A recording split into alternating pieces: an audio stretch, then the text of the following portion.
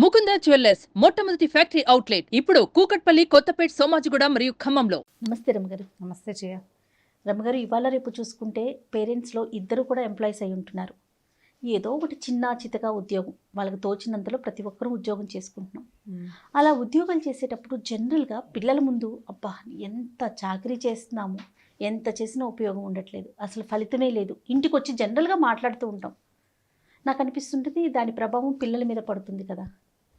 ఇప్పుడు మనకి ఉద్యోగం ఇచ్చిన అతను ఎక్స్పెక్ట్ చేస్తాడు మన వైపు నుంచి కొంత పని, దాన్ని మనం రీచ్ కావాలి కదా. అంటే ఎంప్లాయీకి ఉన్న ఆలోచనని ఎంప్లాయర్ రీచ్ కావాలి, ఉద్యోగం చేసే వ్యక్తి.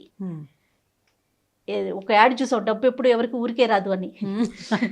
అట్లా ఇప్పుడు ఎవరికి ఊరికే రాదు కదా, మనం కష్టపడితేనే మన కష్టానికి తగ్గ ప్రతిఫలం గుర్తించడం ఓకే, కావాలని కోరుకోవటం ఓకే, కానీ మనం అంత ప్రతిఫలం కూడా ఇవ్వాలి కదా.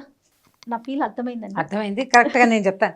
తీసుకున్న డబ్బుకి సరిపడా పని చేయాలి కదా. ఎగ్జాక్ట్గా కొంతమంది తీసుకుంటారు కానీ అయ్యో నేను ఈరోజు పొద్దు నుంచి సాయంత్రం వరకు నేను తీసుకున్న దానికి ఏం చేశాను అనే ఆలోచన కూడా ఉండదు, చక్కగా ఎంజాయ్ చేసేస్తూ ఉంటారు. కొంతమంది మాత్రమేనండి, నేను అందరి గురించి మాట్లాడటం లేదు, అది కరెక్ట్ కాదు. కానీ ఆ యాటిట్యూడ్ పిల్లలకు కూడా అలవాటు అవుతుంది కదా రమ్మగారు. అంటే మనం మాట్లాడుతుంటే అలవాటు అవుతుంది. మనం ఈ సందర్భాన్ని బట్టి చెప్పాలి కదా. మనం ఒకళ్ళ దగ్గర ఏదైనా ఒకటి తీసుకున్నామంటే దానికి సరిపడా శ్రమ ఇవ్వాల్సిందే. అవును. ఇప్పుడు నీ శ్రమని దోపిడీ చేయకూడదని చెప్తాం మనం. శ్రమ దోపిడీ చేయకూడదంటే రోజంతా పని చేసుకుని 10 రూపాయలు చేతిలో పెట్టకూడదు అని మాట్లాడతాం. ఇప్పుడు 100 రూపాయలు తీసుకుని పని మానేయకూడదు కదా, రెండు. కాబట్టి ఇప్పుడు శ్రమ దోపిడీ చేయకూడదన్న మాట ఎలా చెప్తామో, డబ్బుకి విలువ ఉండాలని ఎలా చెప్తామో, అట్లాగే తీసుకున్న దానికి సరిపడా పనిని మనం ఇవ్వాల్సిందేనని చెప్పాలి. అయితే తీసుకునే ప్రతి రూపాయికి న్యాయం చేయాలి. ఇప్పుడు ఈ న్యాయం చేయకపోతే ఏమవుతుంది అంటే దాని మీద సరదా కథలు కొన్ని ఉన్నాయి. ఒక చిన్న కథ చెప్తాను చూడండి. ఓకే. అనగా ఒక ఊళ్ళో, ఒక ఊరనే చెప్తాను, ఊరి పేరు చెప్పట్లేదు ఈసారి. ఈ ఊళ్ళో ఆ ఊరి జమీందారు గారికి ఒక వేసవి విడిది ఉందట. వేసవి విడిది అంటే ఎండాకాలం చల్లగా ఉండటం కోసం ఆ పల్లెటూరుకి వచ్చేవాళ్ళు. అది పెద్ద తోట, చుట్టూత బోళ్ళంత తోట ఉంది. మామిడి చెట్లు, సపోటా చెట్లని, జామ చెట్లని, తర్వాత రకరకాల పువ్వుల చెట్లు, పెద్ద తోట, మధ్యలో పెద్ద ఇల్లు. జమీందారు గారి ఇల్లు అంటే ఏవో 2 గదులు 3 గదులు ఉండవు కదా, చాలా పెద్ద భవంతి, మండువా ఇల్లు లాంటి ఇల్లు. తర్వాత ఏమో ఈ ఇంటికి తోమేవాళ్ళు, తుడిచేవాళ్ళు, కడిగేవాళ్ళు, మొక్కలకి నీళ్లు పోసేవాళ్ళు, కొత్త మొక్కలు నాటేవాళ్ళు, వాకిళ్ళు ఊడ్చేవాళ్ళు, నీళ్లు జల్లి ముగ్గేసేవాళ్ళు, ఇట్లా ఒక 30-40 మంది పనివాళ్ళు ఉంటే, పాత జమీందారు ఏం చేసేవారట, ప్రతి సంవత్సరం 2 నెలలు వచ్చి ఉండేవాళ్ళు. సంవత్సరం మధ్యలో కూడా అటువైపు వెళ్తున్నప్పుడు ఒక 10 రోజులు ఉండేవాళ్ళు. ఈ పని వాళ్ళకి పని ఉండేది. క్రమంగా తర్వాత రాజుగారు వచ్చిన తర్వాత ఆయన సమ్మర్లో కేవలం ఒక 10 రోజులు మాత్రం వచ్చి ఇక్కడ ఉంటున్నారు. ఆ వైపు వచ్చేవాడు కాదు. ఆయన కొంచెం చదువుకున్నవాడు. ఈ పల్లెటూరు హడావిడ ఆయనకేం పెద్దగా ఆసక్తి లేదు. అయితే ఇప్పుడు వేసవి విడుదలు మెయింటైన్ అవ్వాలంటే మన ఇక్కడ రాష్ట్రపతి విడిది భవనం ముందు చూసారా మనకి, దానిలాగా ఫుల్ మొత్తం ఫర్నిష్డ్గా ఉండాలి. రకరకాల పని వాళ్ళు, అన్ని పనులు చేసేవాళ్ళు, ఇల్లు ఎప్పుడు ఎవరొచ్చినా రెడీగా ఉన్నట్టుగా మెయింటైన్ అవ్వాలంటే కుటుంబాలు చాలా ఉండాలి కదా. కొన్ని పూర్తి స్థాయిలో కుటుంబాలు కొంతమంది అక్కడే ఉండేవాళ్ళు. అయితే ఈ విడిది ప్రకారం రాజావారు వచ్చేదేం లేదు. వీళ్ళు ఏం చేసేవాళ్ళు, ఈ ఉన్న పని వాళ్ళంతా మొత్తానికి ఒక 24 కుటుంబాల వాళ్ళు దీన్ని ఆశ్రయించుకుని ఉన్నారు. ఓకే. కుటుంబాలు ఊళ్ళో ఉన్న 24 మంది మనుషులు ఇక్కడ పనిచేసేవాళ్ళు. పనిచేస్తుంటే ఏమనుకునేవాళ్ళు అంటే, ఇప్పుడు ఇక్కడ రోజువారీ పనివాళ్ళు మెయింటైన్ అవ్వడానికి కావాల్సిన కూర నార పండేవి, ఒడ్లు గిడ్లు చేరిపోయేవి. వీళ్ళు హాయిగా వంటలు చేసి తిని ఇంటికే వెళ్తాం, ఇక్కడే చల్లగా ఉంది చెట్ల నీడని హాయిగా ఇక్కడే పడుకుని ఈ బిల్డింగ్ని వాళ్ళే ఎంజాయ్ చేసేవాళ్ళు పనివాళ్ళు. నెల జీతాలు వచ్చి అందిపోయేవి. సంతకం పెట్టడం, జీతం తీసుకోవటం, మధ్యలో ఒక్కోడు 10 రోజులు ఊరెళ్ళిపోయేవాడు. అయినా వాడి జీతం వాడికి వచ్చేసేది. మామూలుగా పని చేయకపోతే జీతం రాదు, ఇక్కడ మాత్రం వచ్చేది అవకాశం. బాస్ లేడు కదా, హాయిగా ఉండేవాళ్ళు.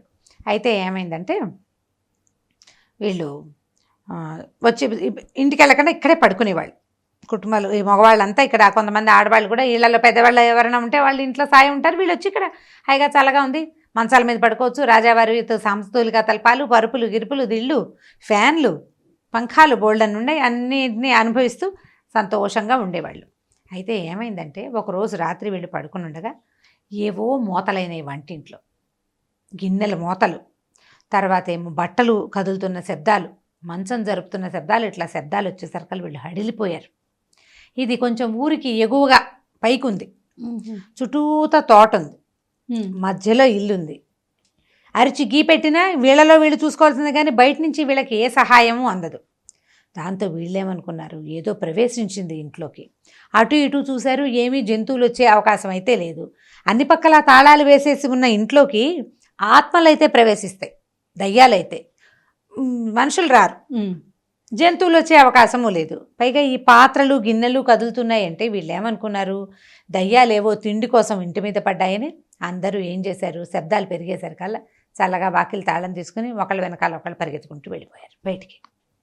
తలుపు గడి పెట్టేశారు, బయట పారిపోయారు. ఈ వెళ్ళిపోయే క్రమంలో వీళ్ళతో పాటు 24 మంది ఉండాలి కదా, ఒకడు గంగులనే ఒక కుర్రాడు మంచం మీద పడుకుని నిద్రపోతున్నాడు. వాడు నిద్రలో దొర్లి మంచం పక్కకి అటు పక్కకి పడ్డాడు. ఇటు కనపడలా, మంచం మీద ఎవరు లేరు. వీళ్ళు ఇంకా వాడిని పట్టించుకోవాలా, గుంపుగా పోయారు బయటికి. వాడు రాలేదనే జ్ఞానం వాళ్ళకి లేదు. ఈ పడిపోయి ఉన్న కుర్రాడు తెల్లవారి 3:45 అయ్యేసరికి వాడికి మెలకు వచ్చింది. చూస్తే ఎవ్వరూ కనపడలా ఇంట్లో. ఏమిట్రా ఇక్కడ అని వాడు ఏం చేశాడు, మెల్లిగా వంటింటి వైపు వెళ్ళేసరికల్లా ఒక కొండముచ్చు లాంటి ఒక ఆకారం అటు తిరిగి నుంచుని గిన్నెలు తోముతోంది. కూర్చునింది, కొంచెం గొంతు కూర్చుని. ఎలా ఉందంటే కోతుల్లో కొండముచ్చులు ఉంటాయి కదా, కొంచెం పెద్ద రకంవి, అది గిన్నెలు తోముతున్నట్టు కనపడింది. వీడు అటు ఇటు చూశాడు, కాస్త ధైర్యంగానే ఉన్నాడు. చిన్నపిల్లాడు 18-19 ఏళ్ళ వాడికి అంత భయాలు రావు. 30-40 వస్తే పిరికితనాలు వస్తాయి. చిన్నపిల్లలకి, టీనేజ్ పిల్లలకి భయం గీయం ఏమి ఉండదు. అటు ఇటు చూస్తే పెద్ద కుప్పగా ఉండవలసిన పాత్రలన్నీ చక్కగా నీట్గా తోమున్నాయి. ఇదే కూర్చుని గిన్నెలు తోముతోంది. తోముని కనపడుతున్నాయి. ఆ పాత్రలు కూడా గిన్నెలు తోమి అక్కడ పెట్టింది. సరే వీడు ఏం చేశాడు, చూస్తున్నాడు. వెళ్ళి మంచం మూల దాక్కున్నాడు, ఏం చేస్తుందో చూద్దామని. అదో చీపురు పుచ్చుకుని హాళ్ళు అవి ఇవి అన్నీ శుభ్రంగా ఊడ్చేసింది. మంచాలు నీట్గా దులిపేసేసింది. వీడు మూల నుంచి జాగ్రత్తగా చూశాడు. ఇది పనిచేస్తోంది, దయ్యము పనిచేస్తోంది అన్నమాట. సరే తెల్లవారిపోయింది. తెల్లారిన తర్వాత ఏమైంది, తెల్లారాక దయ్యాలు ఉండమని ఒక నమ్మకం కదా, పని వాళ్ళంతా యథావిధిగా వాళ్ళ పనులలోకి ప్రవేశించారు. చూస్తే గిన్నెలన్నీ తోమేసి ఉన్నాయి, మంచాలు పక్కలు సర్దేసి ఇల్లేమో నీట్గా ఉంది, వాకిళ్ళు కూడా ఊడ్చేసి ఉంది. ఉండేసరికల్లా వీళ్ళంతా గంగుల్ని వీడిని చూసి, ఓరి నువ్వు ఇంట్లోనే ఉన్నావురా, నీకు భయం వేయలేదురా, ఈ పనులన్నీ చేసావా, నిద్రపట్టక అన్నారు. నేను చేయలేదు, ఒక కొండముచ్చు వచ్చింది, అది పని చేసిందని చెప్పాడు. వాళ్ళంతా నమ్మల, నీ మొహం అబద్ధాలు ఆడుతున్నావా, కొండముచ్చు పని చేయటం ఏమిట్రా నీ బంద్ అన్నారు. వాడు ఒప్పుకోలే, కాదు నేను చూశాను, ఎంత ఉంది, అది తిరిగి కూర్చుంది, గిన్నెలనే అదే దోమింది, నేను తోమలేదంటాడు వాడు. వీళ్ళేమనుకున్నారంటే వీడికి మెలకు వచ్చేసింది, బయట తాళం వేసేసాము, బయటకు ఒక్కడికి రావడానికి భయం వేసి వాడే గిన్నెలు తోమి ఇల్లు చేశాడు. అంటే నిద్ర పట్టక చేశాడు, ఏదో ఒక పని చేస్తే ధైర్యంగా ఉంటుంది, మనం కదులుతూ ఉంటే భయం ఏది కదా అని అనుకున్నారు. రెండో రోజు రాత్రి మేమంతా ఉండమన్నారు. మేము ఉండం, ఏదో కదులుతోందంటే మీరు ఉండకపోతే పోండి, నేను ఉంటానన్నాడు వాడు. రెండో రోజు ఉన్నాడు. వీడి మీద శబ్దం కాగానే చూస్తున్నాడు. ఒకటి ఎక్కడి నుంచో దిగింది, లోపలికి వచ్చి మొత్తం గిన్నెలు తోమేసింది, పని చేసేస్తోంది. వీళ్ళు ఏం చేశారు, మెల్లిగా 2-3 రోజులు అయ్యేసరికి వాళ్ళకి అర్థమైంది ఇది ఎవరితో వచ్చి పని చేస్తోంది, హాయిగా బాగుందని వాళ్ళ పనులు కూడా వాళ్ళు మానేశారు. మొత్తం గిన్నెలన్నీ పోగుపెట్టడం. ఓ రోజు అయితే ఏం చేశారు, అందరి విప్పిన బట్టలు తీసుకెళ్ళి ఒక కుప్ప పోసారు ఆ పక్కన. అది ఆ బట్టలన్నీ ఉతికి ఆరేసింది. మర్నాడు సాయంత్రం ఏం చేశారు, బట్టలు మడత పెట్టుకోలే, ఈ బట్టలన్నీ మేటగా మంచం మీద పడేశారు. అది వచ్చి బట్టలు కూడా మడత పెట్టింది. మడత పెట్టేసరికి ఇది పనిచేసే దయ్యం. సరే గంగులు అన్నారు, అరే నువ్వు భలే ధైర్యశాలివి, రోజు ఉంటున్నావు కదా, దాన్ని అడగరా ఏమిటో అని కనుక్కోమన్నాడు. అనేసరికల్లా వీడు ఏం చేశాడు, ఓ రోజు అది గిన్నెలు తోముతుండగా మెల్లిగా వెళ్ళి ఎవరు నువ్వు అనేసరికల్లా అది వెనక్కి తిరిగి చూస్తే మనిషే, అట్లా జుట్టు గిట్టు పెరిగిపోయి జీబులాగా ఉండి వీడికి భల్లూకంలాగానో కొండముచ్చలాగానో కనపడుతుంది. మనిషిలాగానే ఉన్నాడు వాడు, పొట్టిగా ఉన్నాడు. ఉండేసరికల్లా వీడేమడిగాడు, నువ్వేంటి ఈ పని అంతా ఎందుకు చేస్తున్నావు, ఇన్ని పనులు చేస్తున్నావు ఏమిటి, ఎవరు నువ్వు అనేసరికల్లా వాడు ఏడ్చి ఏం చెప్పాడంటే, నేను జమీందార్ గారింట్లోనే పనిచేసేవాడిని, ఇది వరకు పనిచేసేవాడిని, అప్పుడు ఇలాగే హాయిగా ఖాళీగా రికామీగా ఉండి జీతం డబ్బులు తీసుకుంటూ ఎంజాయ్ చేశాను. వాళ్ళు భోజనం వండి పెడుతుంటే శుభ్రంగా తినేసి భోజనాలు మిగిలిపోయిన వస్తువులు ఇంటికి పట్టుకెళ్ళి మా ఇంటిల్లిపాది హాయిగా ఉండేలాగా చేశాను, ఏమీ పని చేయకుండా నేను డబ్బులు తీసుకున్నాను. తర్వాత కాలంలో చచ్చిపోయాను, పెద్దవాడిని అయ్యాక చచ్చిపోతే నన్ను యమలోకానికి తీసుకెళ్లారు యమపట్లు వచ్చి, యముడు నువ్వు తీసుకున్న డబ్బుకి సరిపడా పని చేయలేదు కాబట్టి ఈ కోతి రూపంలో ఉండమన్నాడు నన్ను. ఓహో. కాదు ఇది వద్దు, నాకు మామూలు రూపం కావాలని నేను అడిగితే, నువ్వు ఎక్కడ పని చేసావో, ఎక్కడ పని అంటే పని చేయకుండా డబ్బులు తీసుకున్నావో అక్కడికి వెళ్ళి పని చేయి, నీ బాకీ తీరే వరకు పని చేయమన్నాడు. అందుకని నేను ఇక్కడికి వచ్చి రోజు పని చేస్తున్నాను అనేసరికల్లా వీడేం చేశాడు, వీళ్ళకి అందరికీ ఈ మాట చెప్పాడు, ఇట్లాట అని చెప్పాడు. చెప్పిన తర్వాత ఈ రోజు అది వస్తూనే ఉండేది, వీళ్ళు పనులు చేయకుండా ప్రస్తుతానికి అలాగే ఉన్నారు. రెండో రోజు మూడో రోజు కుర్రాడు అడిగాడు, బాగుందా, నువ్వు ఇవన్నీ చేయగలుగుతున్నావా, ఇంత పని చేస్తున్నావంటే, ఎందుకు చేయలేను బాబు, చిన్నప్పుడు ఏం చేయలేదు, ఇప్పుడు చేయకపోతే ఎట్లా, చలే చంపేస్తోంది, బయట చాలా చలిగా ఉంది అనేసరికల్లా వీడేం చేశాడు, పాపం దానికి చలేస్తోందిట, ఆ దయ్యానికి ఏదైనా బట్టలు ఇద్దామని అందరికీ చెప్పాడు. చెప్పేసరికల్లా వాళ్ళు ఏం చేశారు, ఊలుతోటి అల్లిన ఒక షరాయి, ఒక ప్యాంటు, ఒక అంగి, ఒక చొక్కా, ఒక అంబళి ఇచ్చారు అందరూ కలిసి, తలా చోటించి తలా వస్తువు తెచ్చి. మర్నాడు రాత్రి వీడేం చేశాడు, ఆ షరాయి, ఆ లుంగి అవన్నీ వాడికి ఇచ్చాడనమాట, కంబళి ఇచ్చి ఎలా వేసుకోవాలో చూపించాడు. అవి వేసుకున్నాక అది అమ్మయ్య చాలా బాగుంది అయినా ఇంకా వెళ్ళొస్తాను నేను అనేసరికల్లా, అదేంటి వెళ్ళిపోతున్నావు, గిన్నెలు తోమవా అన్నాడు. ఇంకెందుకు తోముతాను, నేను ఇప్పటిదాకా చేసిన పనికి ప్రతిఫలం నాకు బట్టలు ముట్టేసినాయి, నా బాకీ తీరిపోయింది, ప్రతిఫలం ముట్టేదాకా పని చేయమన్నాడు. నువ్వెవడో బంగారు కొండవు ఇక్కడ కూర్చున్నావు, నా సంగతి కనుక్కున్నావు, నేను ఇన్ని రోజులు పని చేశాను, నువ్వు చూసావు, పనికి తగిన ప్రతిఫలం ఓ చొక్కా, ఓ ప్యాంటు, ఓ కంబళి ఇచ్చావు, దీంతో నాకు చెల్లు, వెళ్ళొస్తాను నాయన. ఇప్పుడు యమధర్మరాజు దగ్గరికి వెళ్తే ఆయన నా బాకీ చెల్లు చేసి నన్ను మళ్ళీ ఇంకెక్కడైనా మంచిగా పుట్టిస్తాడు, బాయ్ బాయ్ అని వెళ్ళిపోయింది. వీడు నిర్ఘాంతపోయి కూర్చున్నాడు. వాడు మెల్లిగా వాడికి ఆలోచిస్తే, ఇలా డబ్బులు శుభ్రంగా తినేసి ఏ పని చేయకుండా ఉంటే చివరికి ఈ భల్లూకంలాగానో కొండముచ్చులాగానో అవుతాం మనము, చచ్చినట్టు రాత్రిళ్ళు వచ్చి పని చేయాల్సి వస్తుందని వాడు ఏం చేశాడు, తెల్లవారంగానే అందరికీ చెప్పాడు, మీరు ఎవరి పని వాళ్ళు చేసుకోకపోతే కొండముచ్చులు అవుతారు, మీ ఇష్టం.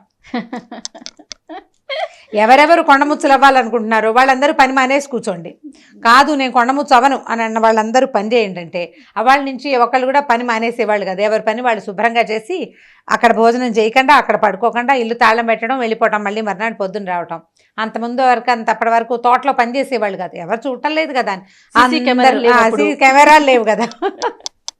ఇప్పుడు కెమెరా దయ్యమే వచ్చింది, వీళ్ళకి కనపడింది. మొత్తం ఇల్లు దొడ్డి వాకిలు అన్నీ శుభ్రంగా చేసి, రాజుగారి ఇల్లు కాదు మన ఇల్లే, మనం దీని డబ్బులే తింటున్నామని ఇంగిత జ్ఞానంతో ప్రవర్తించడం మొదలుపెట్టారు. చాలా బాగుంది. ఈ కథ పిల్లలకి చెప్పచ్చు సరదాగా. ఇప్పుడు తీసుకున్న డబ్బుకి సరిపడా పని చేయకపోతే భగవంతుడు మెచ్చడు, దేవుడు మెచ్చుకోడు. ఎవరు చూడట్లేదు కదా అని అనుకుంటే ఎట్లా, ఎవరు చూడకపోయినా మనకి తెలుసు. మొదటిది, మనలో దేవుడు ఉంటాడు, వాడికి తెలుసు, మనకు తెలియకుండా ఉండదు కదా. భగవంతుడు అంటే ఎక్కడో ఉండడు, మన లోపలే ఉంటాడు, మనతో పాటే. ఆయనకి నువ్వు చేసే తప్పు ఒప్పు, నువ్వు చేసే అన్యాయం, నువ్వు మాట్లాడే తప్పుడు మాట సమస్తం తెలుసు. ఇప్పుడు మనం కోపం వచ్చి ఏదో ఒక మాట అంటామా, మనకి కించగా ఉంటుంది లోపల.